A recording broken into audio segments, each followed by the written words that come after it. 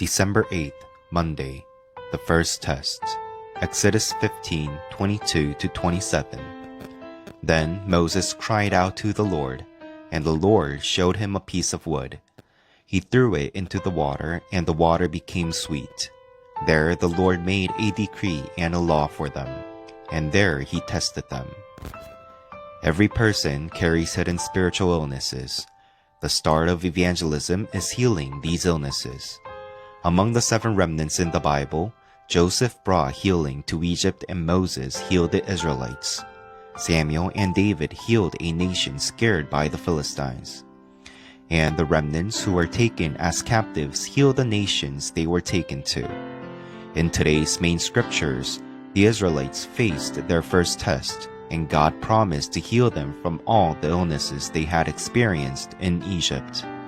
He promised to heal their enslaved spiritual states, the illnesses they suffered while living as a slave, and their slave mentalities. In verse 25, God said He was testing Israel. What exactly was He testing? 1. Exodus, the Passover. It's easy to often overlook God's command of commemorating the Passover. God told Moses to go and offer a blood sacrifice, assuring him that His mighty hand would be with him, and He performed the 10 miracles. On the day the blood was applied, they were set free. God told them not to forget this truth as they traveled through the wilderness. 2. Experience of the Red Sea. God led the Israelites into the sea, and He also led the Egyptians' army into the sea so that they were destroyed. He used the hardness of their hearts. This shows how you should interpret the suffering and trials you face. 3. Future, absolute condition. Entering the land of Canaan required absolute conditions.